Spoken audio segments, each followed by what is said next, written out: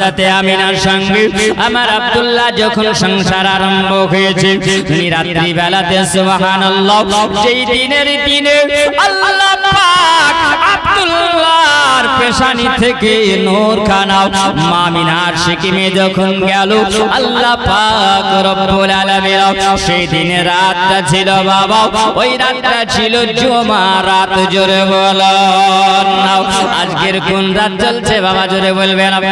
আজকের দিনটা কোন দিন? আজকের দিন হলো বৃহস্পতিবার, যাকে বলা হয় জুমা রাতের দিন। জোরে বলুন আজকে আপনারা ওই রাত্রিতে বসে আছেন বাবা আমার সোনা বালিকেরা। আল্লাহ পাকের রাত্রিটাকে বড় মূল্যবান আল্লাহ বানিয়েছেন।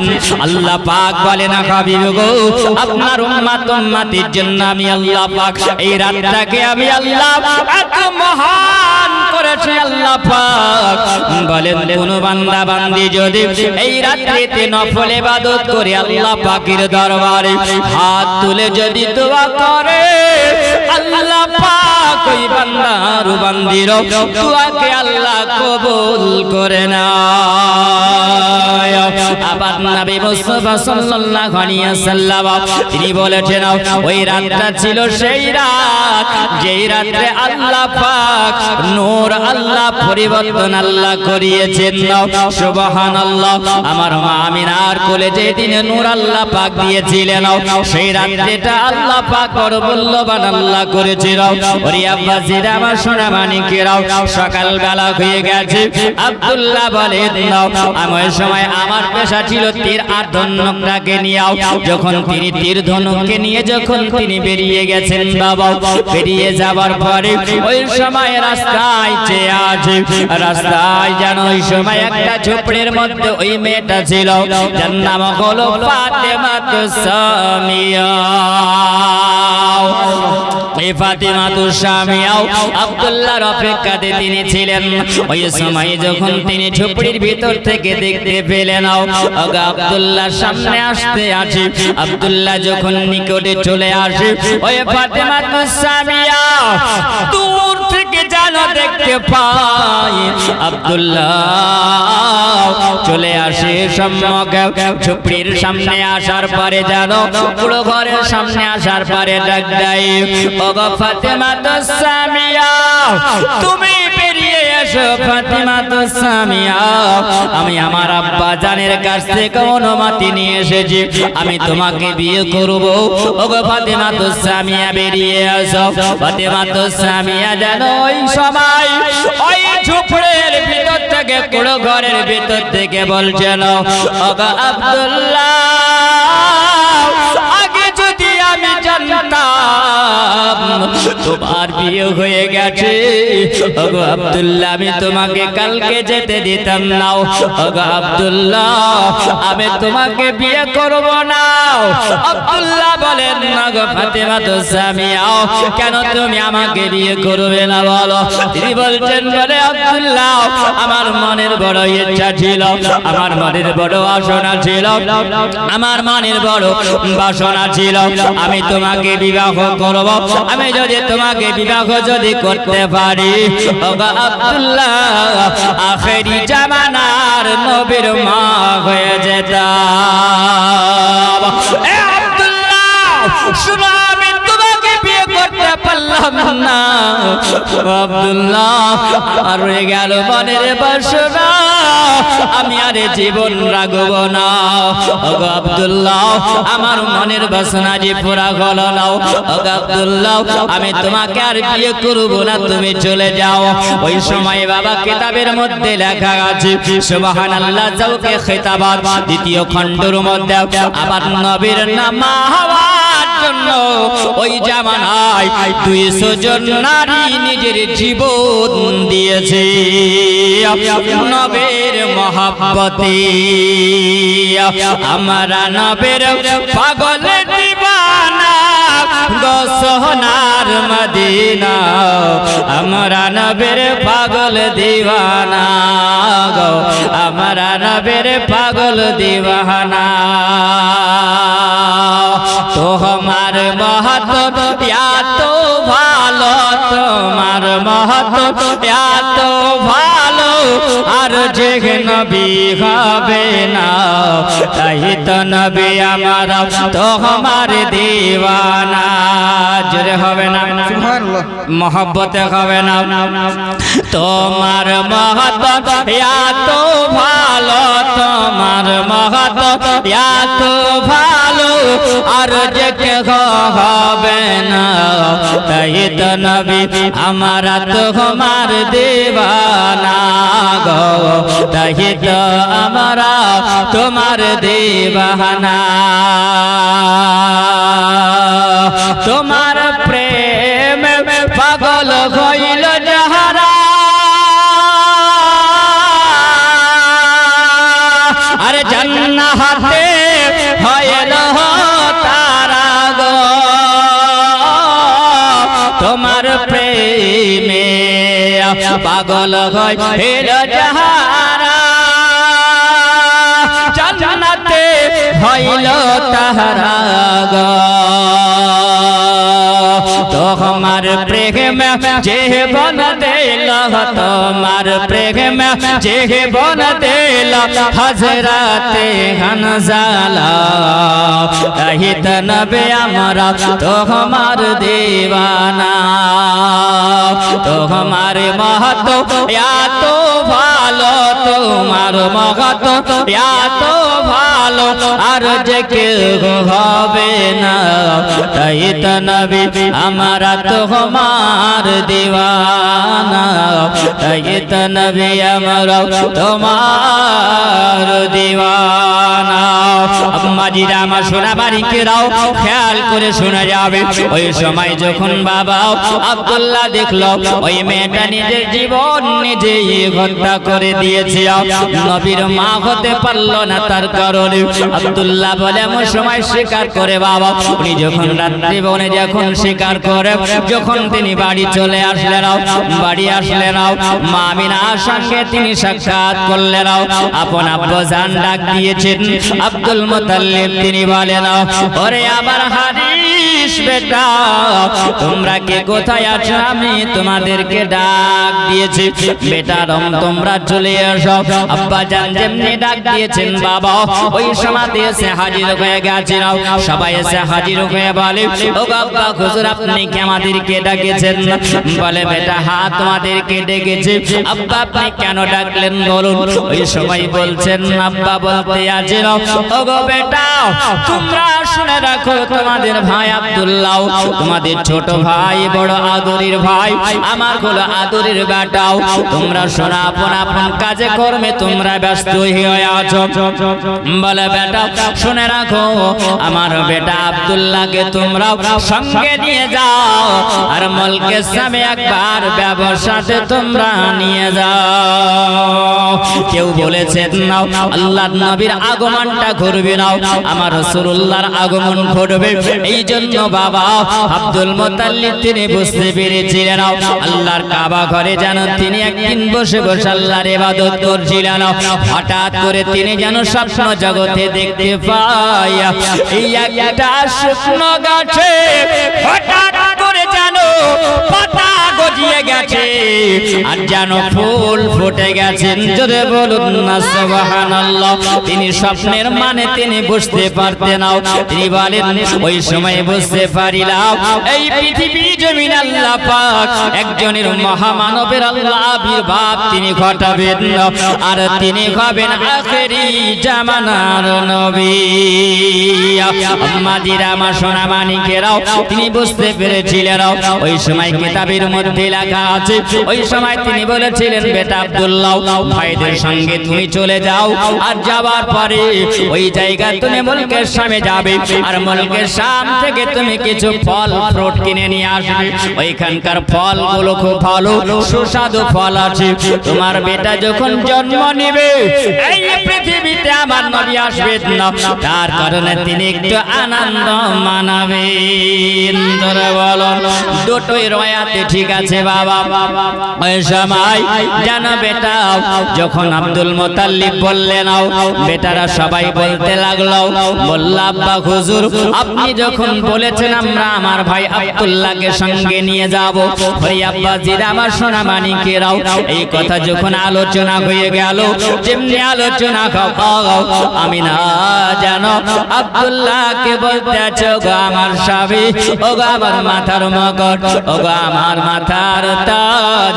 আপনি আমার সঙ্গে সংসার করতে আছেন এখন আপনি ব্যবসায় যাবেন তিনি বলছেন বলে হ্যাঁ ব্যবসাতে যাব আম্মা জিরা আমার স্বামী স্ত্রী দুজনার মহাব্বত কেমন ভালোবাসা কেমন তিনি বলতে আছেন গো আমার মাথার মুকুট ও গো আমার মাথার তাজ আপনি মুলকের সামনে ব্যবসাতে যাবেন না আমাকে কি আপনি একটু সঙ্গে নিয়ে যাবেন জোরে বলুন আম্মা জিরা আমার সোনা মানিকেরাও ওই সময়তে যখন তিনি বলেছেন নাও আব্দুল্লাহ বলছেন ও গো আমি না গো তবে শুনে রাখো আমি নাও তুমি যাবে আমি নাও তুমি মেয়ে মানুষ তুমি বাড়িতে থাকবে তুমি কেন যাবে বলো তিনি বলছেন গো আমার প্রাণের স্বামী ও গো আমার মাথার মুকুট ও গো আমার মাথার তাজ এই জন্য আপনার সঙ্গে আমি যেতে চাই আপনি যখন মুলকের সামনে ব্যবসায় যখন যাবেন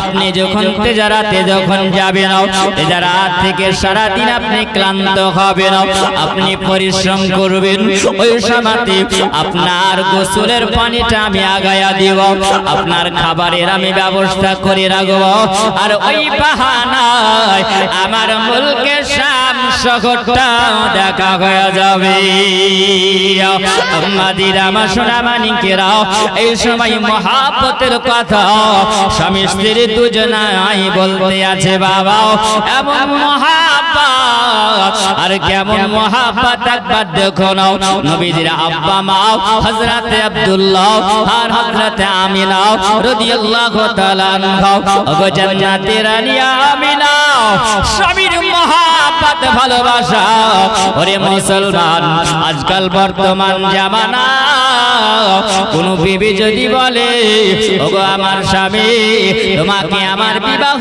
করে জীবন বরবাদ হয়ে গেল সুবহানাল্লাহ বলে না বাবা আমি তোমাকে বিয়ে করে শান্তি পেলাম না এই কথা যদি বলে বাবা সুবহানাল্লাহ কথা বললে পারে বাবা সংসারে অশান্তি আসবে সংসারে বরকত হবে না আম্মা জিরা আমার মহব্বত কেমন হবে যেই স্বামীরা মহব্বত দেই বিবিরা স্বামীর সঙ্গে মহব্বত করলো স্বামীর প্রেম রাখলো ভালোবাসা রাখলো আম্মা জিরা আমার আল্লাহ পাকের কোরআন বলেন আর রিজালু কাওয়ামুনা নিসা আপন আপন স্বামীর দায়িত্ব হলো আপন বিবিকে যত্ন করে রাখা আপন বিবিকে সুন্দর করে রাখা আপন বিবিকে পর্দাশীল রাখা আপন বিবিকে সুন্দর করে তাকে বাড়ির মধ্যে রাখা বাবা আম্মা জিরা আমার সোনা মানিকেরা খেয়াল করে যাবে না ওই বিবি মিয়া যদি মহব্বত ভালো হয় জীবনের সব ভালো হবে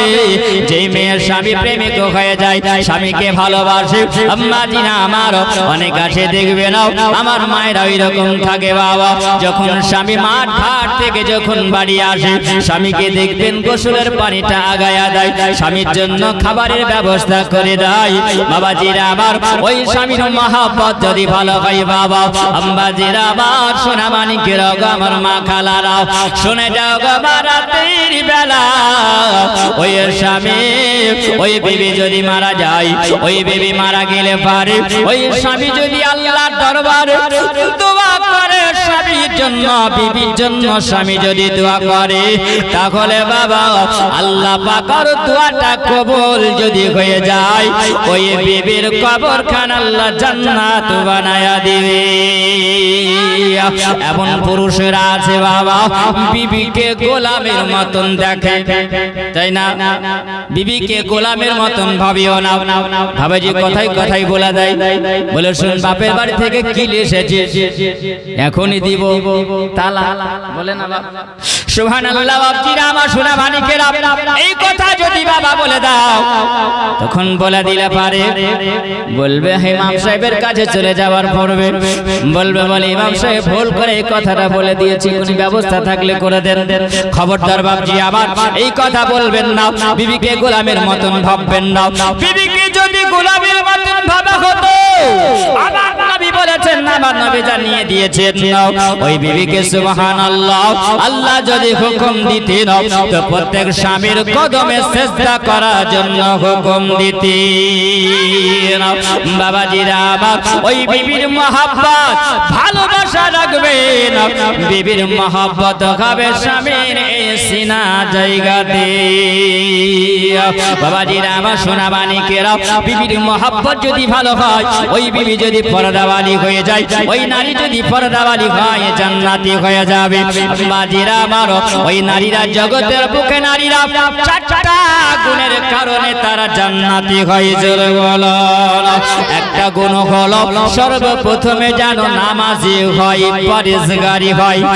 বাবা গো, ওই বান্দি যদি স্বামীর খিদমত করনে वाली হয়, আর নবী বলেছেন স্বামীর পায়ের তলে হলো বিবিদের জান্নাত। জোরে বলেন বিবিদের জান্নাত। ওই আল্লাহর বান্দে দুইটা গুণ হয় বাবা। কোন স্বামী যদি ওই বিবিকে যদি কেউ আঘাত করে, যদি মেরে দেয় বাবা, আর ওই স্বামীটা যদি কিছুক্ষণ পর আবার যদি বিবিকে যদি মহাব্বতে জড়িয়ে ধরে আদর করে নাই, ওই বিবির দিলটাকে আল্লাহ পাক এত নরম বানিয়েছেন, আর সঙ্গে সঙ্গে মার ভুলে যায়। জোরে বলবে মার ভুলে যায়। আল্লাহর নবী বলেছেন ওই নারীদের দিলটা নরম হয়, আল্লাহ পাক নরম বানিয়েছেন। ওই নারীরা এই জন্য জান্নাতি হয়। সর্বপ্রথম যখন সন্তান জন্ম নেয়, ওই সন্তান যখন পেটে ধরে, ধরার পরে যখন বাবাজিরা আমার ওই সন্তান যখন জন্ম নেয়, সন্তান জন্ম নেওয়ার সময় এত কষ্ট হয়, বেদনা হয়, যন্ত্রণা হয়, একটা পুরুষ কিন্তু বোঝে না বাবা। যত যন্ত্রণা মা ছাড়া কেউ বুঝে না। বুঝে বাবা, বুঝে নাও। ওগো আমার সোনা মানিকেরাও, আবার নবী বলেছেন ওই আল্লাহর বান্দে ওই সময় আল্লাহ পাককে বলেন, আল্লাহ পাক এবার মাত্র সন্তান নিলাম, এত যন্ত্রণা বেদনা হয়, কিন্তু আল্লাহ পাক আর দ্বিতীয় সন্তানের মা আমি হব না। আল্লাহ পাক বলে বান্দিরে, আমি আল্লাহ তোমার দিলের মধ্যে আমি আল্লাহ এত নরম আমি আল্লাহ বানিয়েছি, যখন তোর সন্তানটা জন্ম নিবে আর ওই সন্তানের মুখটা যখন দেখে নিবে, আমি তোর 10 মাস 9 মাসের যন্ত্রণা বেদনা সব দূর করে দেব সন্তানের মুখ দেখার কারণে। আমাদের আবার দ্বিতীয়বারের মা হয়ে যায়, কোন টের জগতের নারী পাই না। জোরে বলো। এই গুণের কারণে আল্লাহ পাক বলে, এই বান্দি বান্দা বান্দিরা তোমরা শুনে রাখো, আমি আল্লাহ পাক ওই নারী জাতিকে 4টা গুণের কারণে আল্লাহ পাক জান্নাতি বানায়া দেয়। একজন স্ত্রী অসুস্থ হয়েছে, বুঝলেন? তখন স্বামীকে বলছে, ওগো আমি যদি ইন্তেকাল করে যাই তাহলে তো তুমি বিয়ে করবে। বলছি বিয়ে করবে? বলছেন আমি তো বুঝতে পারছি আমি মারা গেলে পারে তুমি বিয়ে করে নেবে, তবে শোনো বিয়ে করবে একটা শর্ত তোমাকে দিলাম। বলছে বিবিরে তুমি আমাকে কি শর্ত দিবে বলো? বলছেন তবে শোনো, আমি যখন মারা যাব আমাকে সুন্দর করে কবরে শুইয়ে দিবে, আর কবরে শুইয়ে দেওয়ার পরে ওই সবাই দেখবেন ইমাম সাহেবেরাও কবর কমপ্লিট হয়ে যাওয়ার পরে পানি দেয়। কবরে পানি দেয় না? কবরে পানি দেয়। বিবি বলছে আমার স্বামী আমি মারা গেলে পারে ওই সময় যখন কবর কমপ্লিট হবে কবরে পানি দেওয়া হবে আর ওই কবরে পানি দেওয়ার পর যতদিন কবরের পানি না শুকাবে ততদিন পর্যন্ত তুমি বিবাহ করিও না দ্বিতীয় বিয়ে করিও না বাবাজিরা আমার এই ওসিয়তটা করে গেছেন না যেমনি বাবা কবর হয়ে গেছে ওই সময় দেখা গেল একদিন যাই দুই দিন যাই কবরের পানি কিন্তু শুকায় না একদিন হঠাৎ করে ওই সময় কবরের কাছে যাবার পরে একটা পাখা দিয়ে বাবা হাওয়া করতে আছে কবরের উপরে হাওয়া করছে গ্রামের মানুষেরা বলছেন হায়রে বাবা এই যুবক তোমার বিবিকে তুমি এত ভালোবাসো বিবিকে এত মহব্বত করো কবরে তুমি হাওয়া করতে আছো মানুষ বলবে না জি বাবা বলছে কবরের স্থান থেকে যখন বেরিয়ে এসেছে আসার পরে জিজ্ঞাসা করছে তোমার বিবিকে এত ভালোবাসো বিবি কবরে তুমি হাওয়া করছো বলছে না বিবিকে তো আমি এত ভালোবাসি আমার অন্তরে জানে বলে কেমন বলছে শোনো এই জন্য আমার বিবি আমাকে বলে গেছিল ওসিয়ত করে গেছিল আমার কবরের মাটি যতদিন পর্যন্ত না শুকাবে ওই ভেজা মাটি যেমনি শুকাবে তেমনি তুমি দ্বিতীয় বিবাহ করবে আমি দেখলাম যে কবরের মাটিও শুকায় না আর আবার বিবাহ করা হয় না এই জন্য আমি কবরের কাছে যাবার পরে পাখা দিয়ে হাওয়া করতে আছে বুঝতে পেরেছে তাড়াতাড়ি শুকাবে আর আমারও কামটা হবে জি মহব্বত কেমন আম্মা জিরা সুরাবানিকেরা একবার খেয়াল করে শোনা যাও হযরতে আব্দুল্লাহ তিনি বলতে আছেন ওই সময় যেন আপন বিবির সঙ্গে কথা বলতেছেন বলে বিবি এত মহব্বত এত ভালোবাসা দাও এসে একবার জন্মের মতো তোমার সঙ্গে আমি মহব্বত করে নিও বাবা মহব্বত যখন করেছিল মহব্বতের কথাবার্তা হয়ে যায় ওই সময় তিজারাতে যাওয়ার জন্য বাবা সামানপত্র রেডি হয়ে গেছিল হযরতে আব্দুল্লাহ তিনি বলতেছেন বিবি এবার আমাকে বিদায় দাও যখন বাবা বিদায় দাও চলতে আরম্ভ করেছেন দিনাও হযরতে আমিনা বলে দরওয়াজার সামনে দাঁড়িয়ে দাঁড়িয়ে স্বামী যত দূর চলে যায় হযরতে আমিনা তিনি বলেন আমি যেন দেখতে আছি আর আব্দুল্লাহ পিছন থেকে মুখ ঘুরিয়ে ঘুরিয়ে দেখতে আছেন ওই সময় বাবা তেমনি তাকে আড়াল হয়ে যায় হযরতে আমিনা তিনি বলেন আমি শেষবারের মতো আমার স্বামীকে বিদায় দিয়ে দিলাম যখন চলে গেল বাবা ওই সময় চলে যাওয়ার পরে উনি যখন মুলকের সামনে পৌঁছে গেলেন মুলকের সামনে যাবার পরে সুন্দর ব্যবসা হলো ভালো ব্যবসা হলো আমার আল্লাহ পাক আল্লাহ তাআলা বলেন ওগো আব্দুল্লাহ তোমাকে আল্লাহ পাক কেমন রোগ আল্লাহ দিলেন তিনার শরীরে যেন বুখার হয়ে গেল জ্বর হয়ে গেল বাবা যেমনি জ্বর হওয়া তিনি অসুস্থ হয়ে যান রাত যায় দিন আসে আর দিন যায় রাত আসে এমনি করে কয়েক মাস যখন হয়ে গেল কয়েক মাসে যাওয়ার পরে তিনি বলেন ওই সময় মুলকের শাম থেকে যখন ব্যাগ করে চলে আসবে ওই সময় ভাইরা বলতেছেন ভাই আব্দুল্লাহ তোমার বড় অসুস্থ হয়ে গেছো ভাই তুমি বড় অসুস্থ আছো তোমার শরীরে জ্বর তোমার শরীরটা ভালো নাই তবে আমরা একটা কথা বলি এইটা হলো আমাদের নানার গ্রাম এইটা হলো তোমার নানার দেশ এই দেশে তুমি একটু আরাম করো তোমার আত্মীয়র বাড়িতে যখন তোমার শরীরটা ভালো হবে ওই সময় তুমি আবার মক্কা চলে আসবে আম্মাজিরা আমার আল্লাহ পাক বলতেছেন মরে আব্দুল্লাহ আর তোর মক্কা যাবা হবে না এই জন্য আমি আল্লাহ পাক তোমার তাকদীরে ঘটিয়ে রেখেছি জোরে বলো আম্মাজিরা আমার সোনামানিকেরা ওই সময় যেন হযরতে আমিনা বলেন আমি রাত্রি বেলাতে শুয়েছিলাম আর শুয়ে থাকার পরে আমি স্বপ্ন জগতে দেখলাম আবার এই তাকদীরে কপালে যেন সুবহানাল্লাহ সূরা ইখলাস লেখা উঠেছিল জোরে বলো আম্মাজিরা আমার সোনামানিকেরা এইরকম করা যখন আব্দুল্লাহকে রেখে আপন ভাইরা যখন সবাই চলে যখন আসলো, আসার পরে আব্বাকে বলতে আছেন, বলে আব্বা আমার ভাই আব্দুল্লাহকে আমরা নানার দেশে রেখে এসেছি, আশরিফ শহরে আমরা রেখে এসেছি। বলে কেন রেখে এসেছো বলো? বলছেন আব্বা হুজুর আমার ভাই একটু অসুস্থ ছিল, তার শরীরে জ্বর ছিল, এই জন্য তিনাকে রেখে এসেছি আব্বা।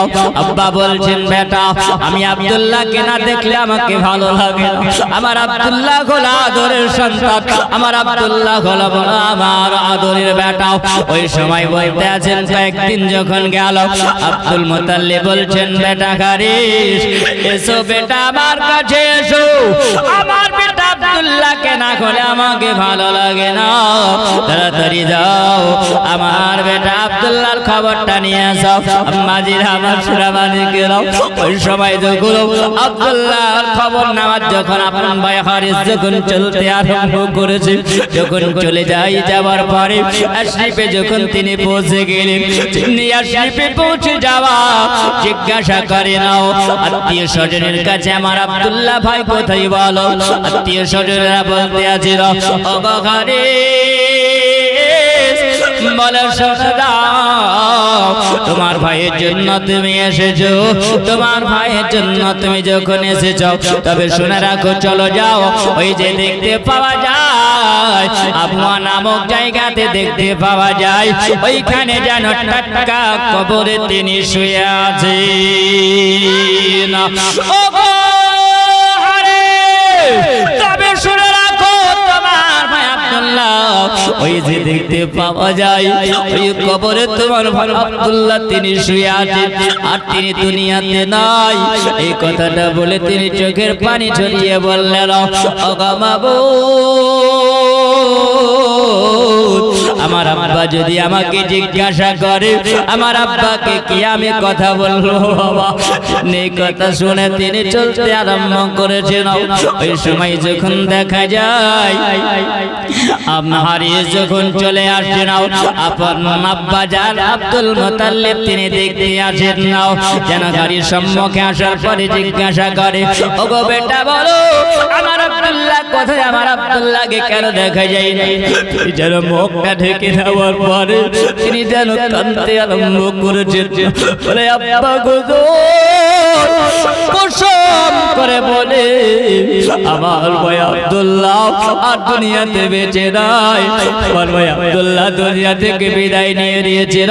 ইন্না লিল্লাহি ওয়া ইন্না ইলাইহি রাজিউন।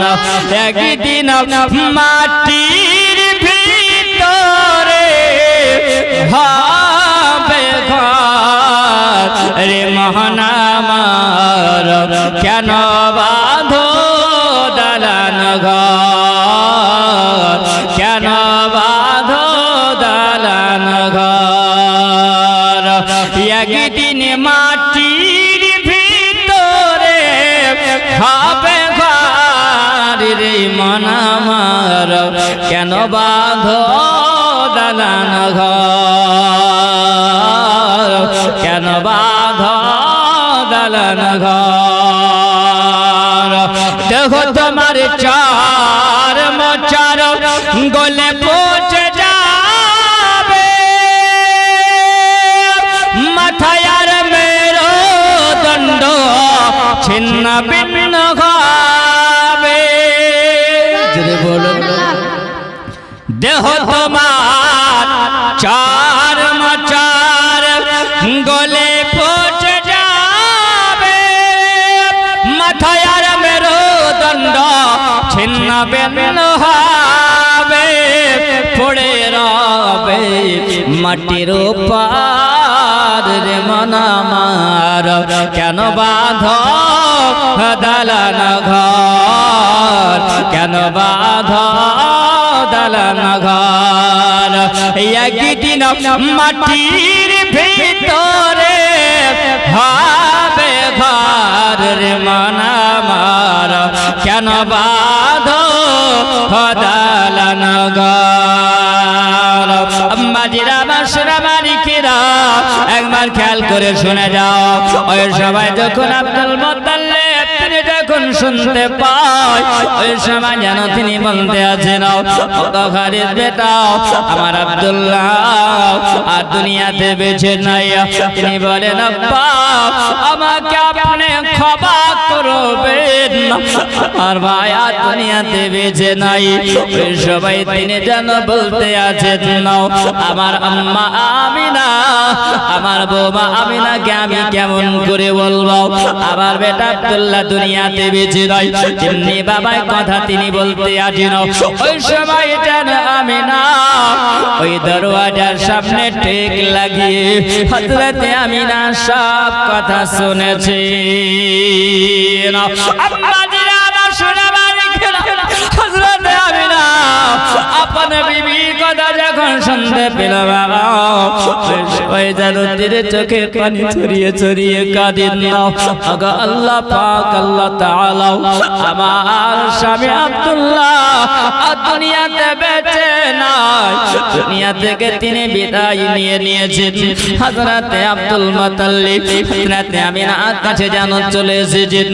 আসার পরে বলছেন আমিনা তুমি কোনো চিন্তা করো না। জোরে বলুন সুবহানাল্লাহ। জন্ম আমার নবীর যোগে হলে কেমন হতো জোরে বলেন সুবহানাল্লাহ। আম্মাজিরা আমার সোনা মানিকেরাও ওই সময় আব্দুল মুত্তালিব তিনি আমিনাকে বলছেন আমিনা গো তুমি চোখের পানি ঝরায় না আমিনা চোখের পানি আমি সহ্য করতে পারবো না। আমিনা তুমি যদি কেঁদে যাও তোমার কাঁদা দেখে আমি আব্দুল মুত্তালিবের কলেজা ফেটে যায়। বাবা আমিনা বলে আমি সময় স্বামীর খবর পাওয়ার পরে আমার শরীরটা যেন অসুস্থ হয়ে গেছে। আমার শরীরে যেন বুখার চলে এসেছে আমার শরীরটা যেন খারাপ হয়ে যায়। আব্দুল মুত্তালিব বলছেন আমিনা গো তুমি কোনো চিন্তা করো না আমিনা আল্লাহ যা করে মঙ্গলের জন্য করে। আম্বাজিরা আমার সোনা মানিকেরা একবার খেয়াল করে শোনা যাবে। এই জন্য আল্লাহ পাক বলেন ওরে আব্দুল্লাহ তোমার ইন্তেকাল আমি এই জন্য ঘটিয়েছি এই জায়গাতে কারণ পৃথিবীর জমিনে পৃথিবীর মানুষেরাও আপনাকে নিয়াও আপনার সন্তানকে নিয়াও যিনি হবেন আখেরি জামানার নবী এই নবীকে মানুষ কিছু মন্তব্য করবে। কিছু মানুষ মন্তব্য করবে কি একটু বুঝার আছে বাবা এই জায়গায় বুঝবে। আব্দুল্লাহর যে ইন্তিকাল ঘটেছে তা আল্লাহ পাকের চাইতে কেউ ভালো বোঝে? জোরে বলবেন কেউ ভালো বোঝে? কেউ তো ভালো বোঝে না। আল্লাহ পাক যা করেন ভালোর জন্য করেন। আল্লাহ পাক জানেন যখন আব্দুল্লাহ আসবে আসলে পারে মা আমিনার সঙ্গে সংসার যখন করবে সংসার করলে পারে আবার দ্বিতীয় সন্তান হতে পারে তাই না? হবে না? হবে না? জি বাপ হবে। যদি হয় তাহলে আমার নবী হবে বড় ভাই আর নবীর একটা ছোট হবে ভাই হোক আর বোন হোক যাই হোক তো নবীকে বড় ভাই বলবে না? বলবে না? এক মায়ের সন্তান যদি হয় তো ছোট বড় হয় তো নবীকে বড় ভাই বলবেন।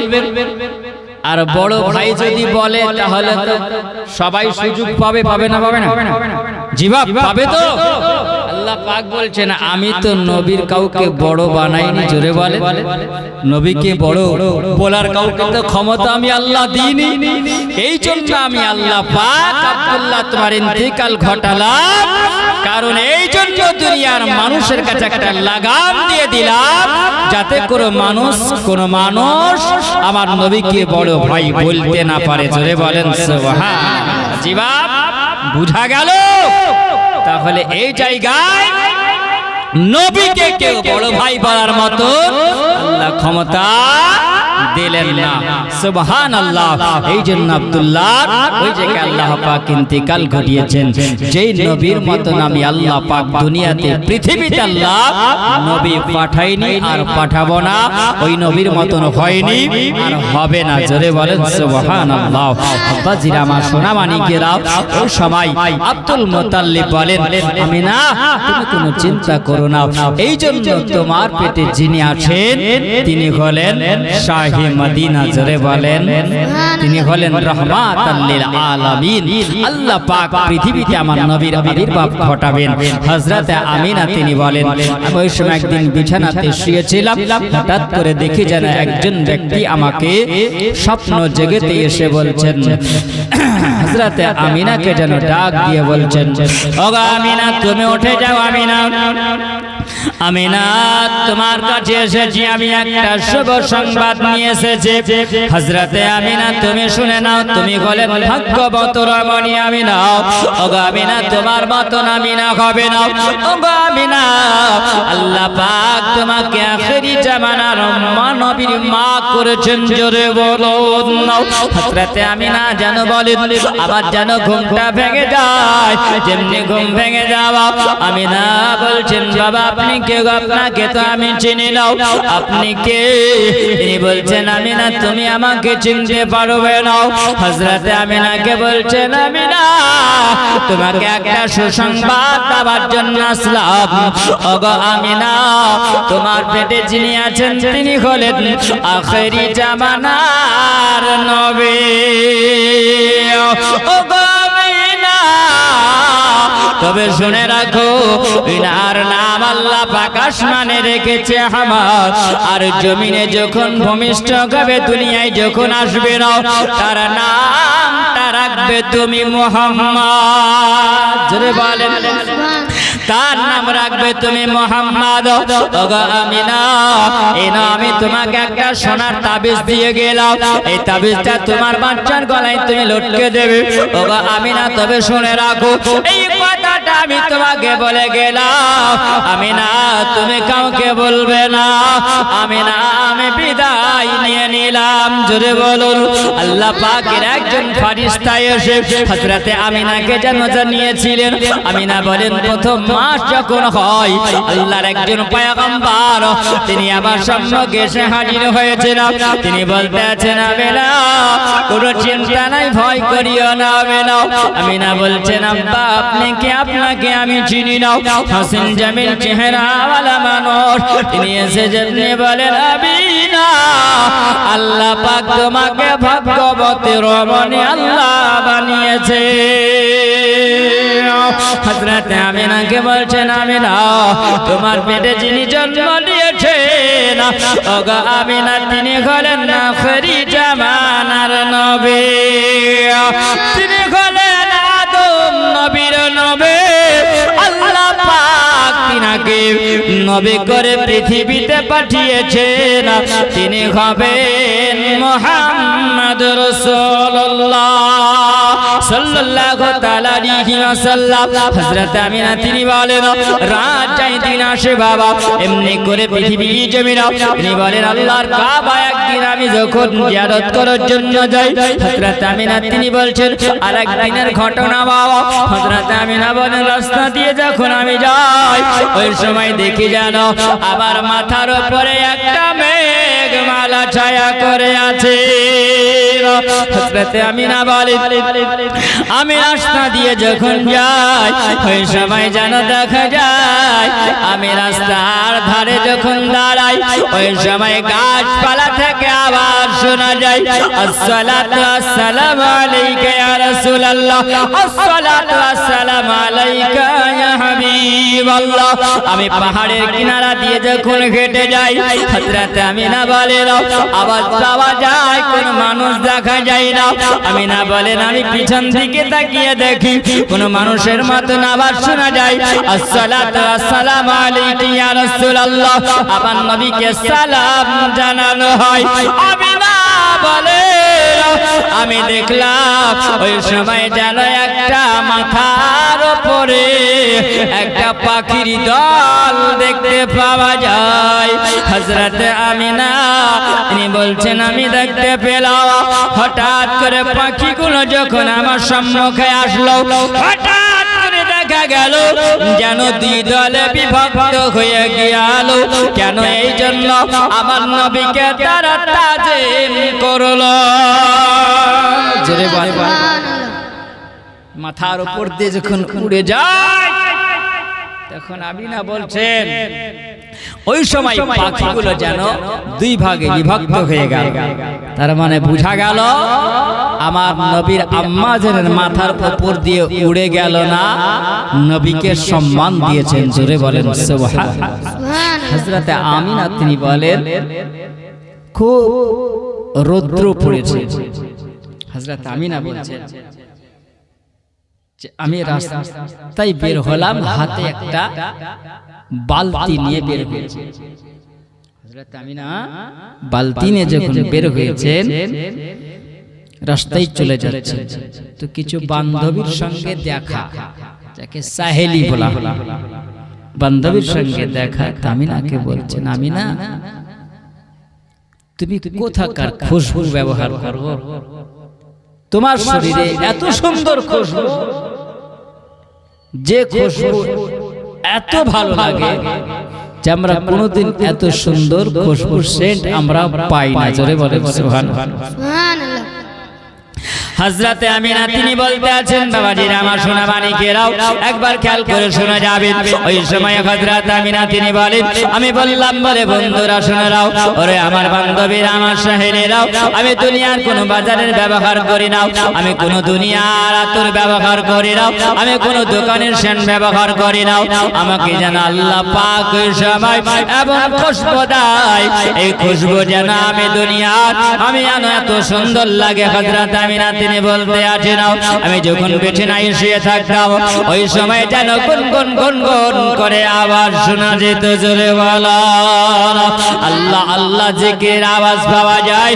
আমি বিছানা থেকে যখন উঠে যেতাম, আমিনা বলেন আমি বিছানা থেকে উঠে যাওয়ার পরে আমি দেখতাম কোনো মানুষ দেখা যায় না, কিন্তু আল্লাহ আল্লাহ নামে জিকির শোনা যায়।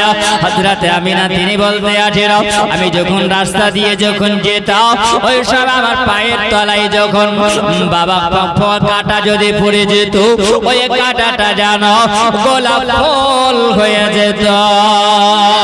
হযরত আমিনা বলেন আমি যখন রাস্তা দিয়ে যেতাম ওই সময় আমার পায়ের তলায় যদি বাবা একটা পাথর পড়ে যেত, ওই পাথরটা মামের মতন গলে যেত।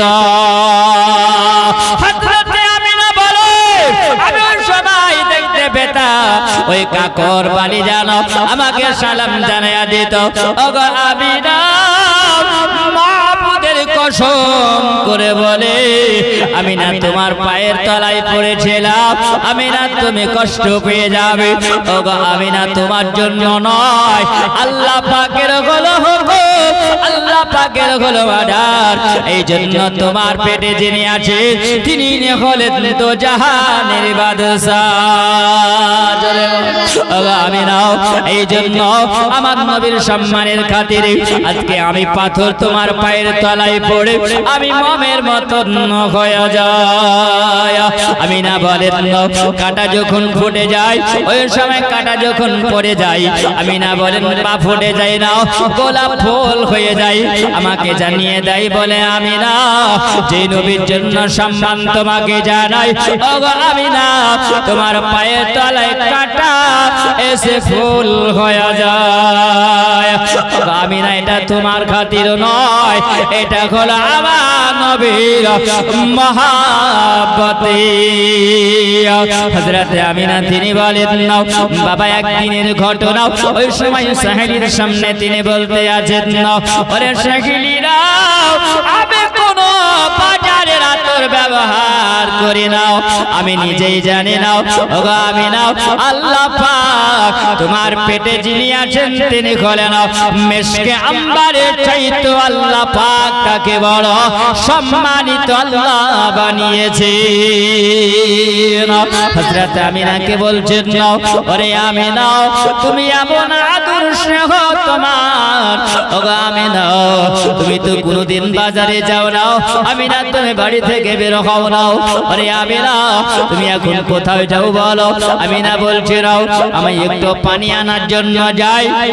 ওগো আমিনা তুমি কোথাও যাও? তিনি বলছেন আমি যাব জমজম কুয়াও, আর কুয়ার কাছে যে আমি পানি নিয়ে আসবো। বংশাহিলীরা বলছেন না, বান্ধবীরা বলেন না, ওগো আমিনা তুমি যদি যাও কুয়াও, কিন্তু কুয়ার পানি নিচে দিকে নেমে গেছে, ওগো আমিনা তুমি গেলে পারে পানি পাবে না। আমিনা বলছেন আমি একবার যাই দেখে আসি। হযরত আমিনা ওই সময় যখন কোটি কোটি পায়ে বাবা চলতে আরম্ভ তিনি করেছেন না, তিনি বলেন আমি যখন চলে গেলাম, যাবার পরে কুয়ার সম্মুখীন হলাম। যেমনি কুয়ার সম্মুখীন হওয়া, তিনি যখন বালতিটা হাতে করে নিয়ে তিনি যখন কুয়ার সামনে গেলেন, আর কুয়ার পানি বাবা নিচে ছিল, আমিনাকে দেখে জানো কুয়ার পানি বাবা উপরে চলে এসেছে। হযরত আমিনা বলেন আমার সময় আমার রশি লাগলো না, আমার দড়ির কোনো প্রয়োজন হলো না, আমি হাত দিয়ে জানো আমি কুয়াতে বালতি নামালা আর পানি ভর্তি করে নিয়ে চলে আসলাম। হযরত আমিনাকে বলছেন আসসালাতু ওয়াসসালামু আলাইকা ইয়া রাসূলুল্লাহ, আসসালাতু ওয়াসসালামু আলাইকা হাবিবাল্লাহ।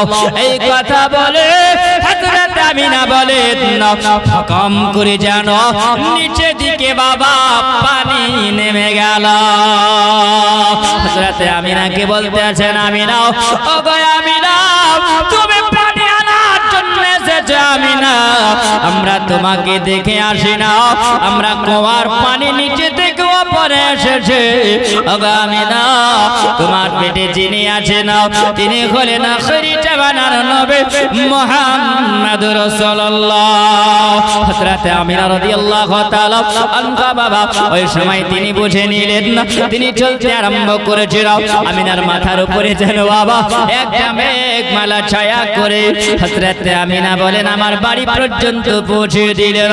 হযরত আমিনা বলছেন এইরকম ভাবে দিন যায় রাত আসে, মাস চলে যায়, একের পর এক মাস যখন চলে গেল, হযরত আমিনা বলেন একদিন হঠাৎ করে আমার শ্বশুর মশাইকে বললাম ওগো আমার আব্বা হুজুর, ওগো আমার শ্বশুর আব্বা আপনি যদি আমাকে একটু অনুমতি যদি দেন তাহলে আমি আল্লাহর কাবা জিয়ারত করতে যাব। বাবা এরকম বৌমা আছে বাবা।